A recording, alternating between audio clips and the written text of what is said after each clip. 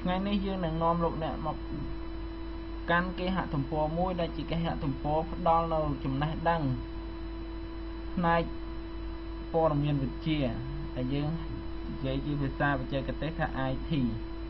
អញ្ចឹងគេហទំព័រមួយនេះវានឹងផ្ដល់នៅការបង្រៀនឬក៏ឯកសារបង្រៀនដែលទាក់ទងនឹងការប្រើប្រាស់កម្មវិធីរបស់កុំព្យូទ័រផ្សេងៗ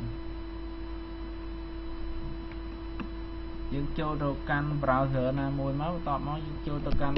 អាសយដ្ឋាន www.gcflearnfree.org/topic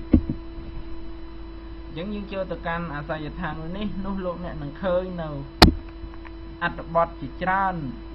ដែលផ្ដល់នៅការបង្រៀនដល់លោកអ្នកនេះគឺជាអត្ថបទមួយដែលវាបែងចែកជាផ្នែ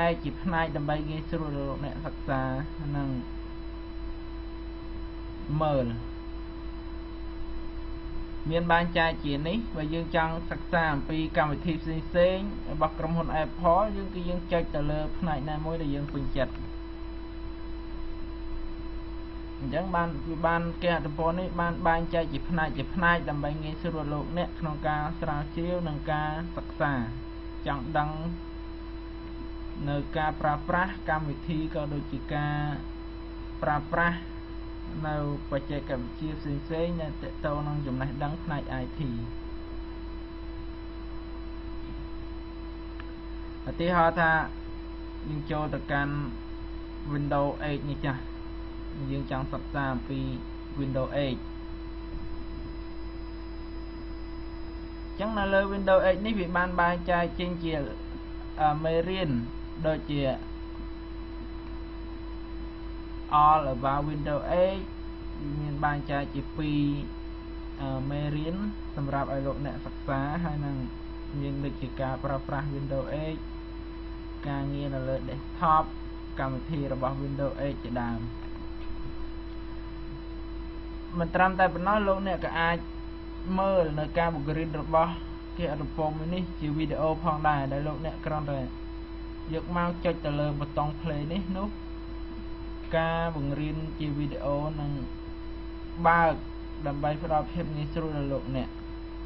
អញ្ចឹងឧទាហរណ៍ថាយើងចូលទៅកាន់ចំណុចទី1នេះ Explorer Windows 8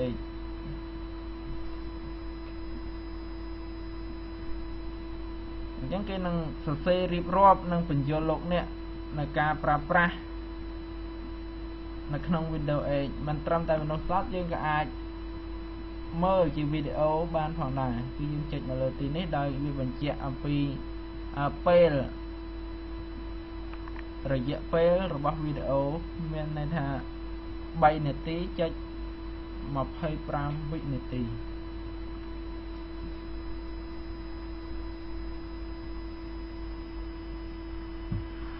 Goodwill Community Foundation, creating opportunities for a better life.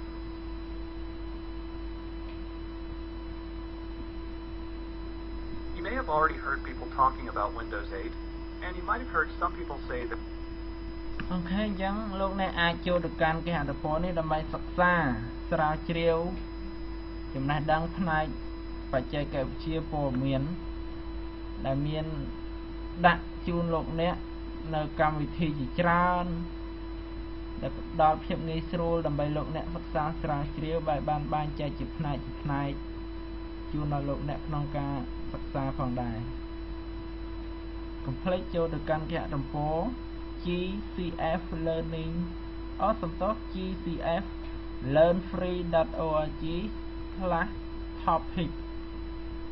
សូមអរគុណចំពោះការទស្សនា